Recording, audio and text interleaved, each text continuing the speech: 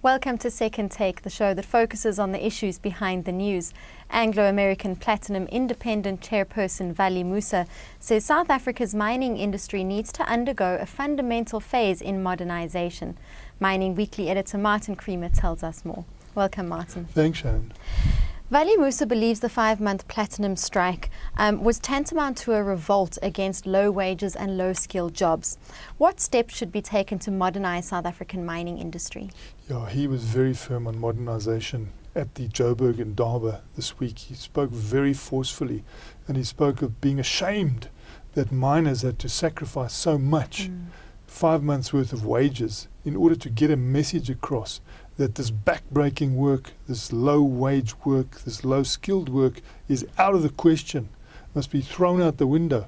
And you've got to come through with what he said I'd like to call first and foremost modernisation. We've got to go through the modernisation program and get out of the dark ages and make sure that we mechanise in a very intense way, and also allow workers to have representation on the board. Now, this is quite a thing that Peter Leon introduced a couple of years ago, where he said we should go for the German model, where you've got a supervisory board and an executive board, and you have the labour represented on the supervisory board, the top board. And this works very well in Germany. You notice that Germans are cautious about going on strike because they can see all the figures. They can see how the company's going, because they know it's not a good time to strike when things are down. And if there are real grievances, you strike when they're up, because then the company can make sure that it doesn't get too badly bruised. And so they are looking at that model, and he's saying, what about there's no leadership? There's got to be leadership. We've got to lead. Every one of us that are sitting as chairman or whatever, we've got to lead. And we know that the shareholders have also got to get a better deal. I mean, how they've stayed with us, he doesn't know, because, the return on investment has been so poor. And then the third step, he says, get rid of migrant labour decisively. It's got to be out. This was brought in, and of course he was an anti-apartheid fighter, so he knows, to keep blacks out of urban areas. I mean, that's what it was all about. You weren't allowed to bring your workers into an urban area and then expect that they could live in the neighbourhood. So they were, locked up in hostels. A barbaric system. Fortunately, it's changed quite a lot now, and the people who are living in hostels are in single quarters, or sometimes there's even married quarters, but at least it's getting to a person per room. They used to pack them in to these. It was really an unacceptable process. How we took so long to get rid of it, I just don't know. And he's saying now, move decisively. We've got to modernise there. So he made some forceful statements. Does he expect that these sort of that these moves will be directed to Anglo-Americans' mines as well, or is he speaking sort of as a general solution to the problems? They pointed to him and said, so you telling us what to do. What are you doing? Are you coming here to preach so that we've got to change, or are you changing? You are in a position to change. He said, I want to show you, we are changing now.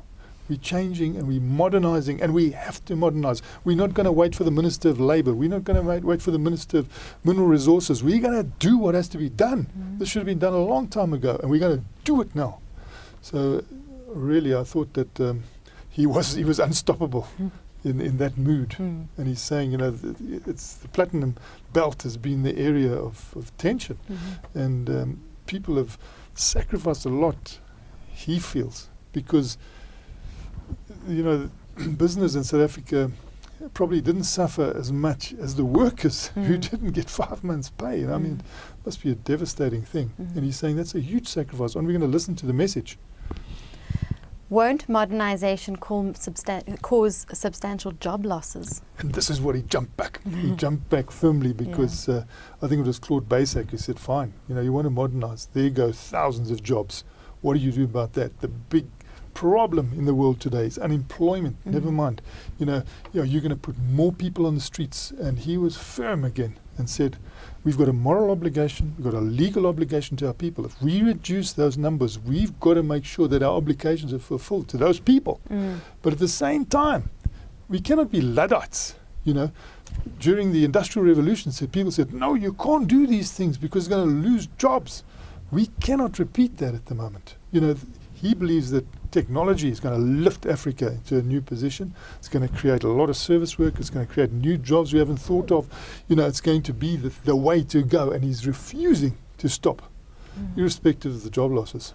So often these technologies can come about with not too huge a job loss. We know with the Anglo Gold Ashanti, if you use the modern technology as a starting point in areas where labour can't go, for instance, that gives you a situation where you'd say, well, I wasn't going to mine that. Now I'm getting fantastic return on that. That can fund, people continuing to work in a phased out manner. But I get the feeling that Mohamed Wali Musa is talking relative short term. He wants to be active in the relative short term. He wants these reforms. He wants them in the relative short term, and he believes they can be reached. I suppose when you come to the putting labour on the board, that might be something you can do very, very quickly. Yes. And that could be maybe the first one that they can really do in the short term. In the relatively short term, we know that Anglo-American Platinum, or Amplats, they've already got quite a few years of experience in mechanised mining. That's never had much publicity, but there have been some mines that have lent themselves to that. And I do hear whispers that they've cracked the code, And with certain new technologies, even when you have narrow stopes, there are ways of mechanising, and using the waste as backfill and all sorts of things. So I would imagine that he's going to push them very hard if they're not ready. But I hear that they are quite ready to move on this. But of course, they've still got their deep mines, their underground mines, and we can see from this Joburg and Durban that they want to make sure that they hand these over. So they don't want to mine those anymore. They want to mine at Mogalakwena, which is highly mechanised already. But that's open cast and will go underground in time, and it'll be mechanised then.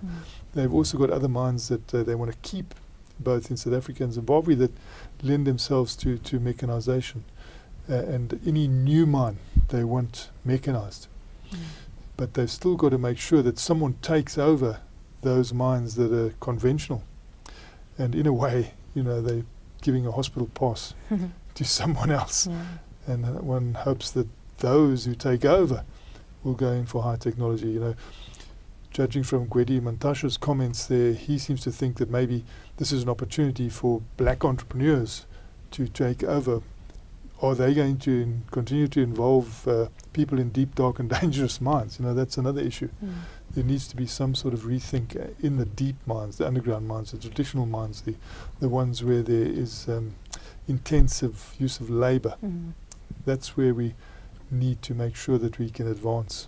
And there hasn't been huge advance in that area yet. Well, we'll watch the space and wait for more news. Yeah, thanks, Shannon. Thanks very much, Martin. It's a pleasure. That's it for this week. Join us again next time for more news analysis on South Africa's mining industry.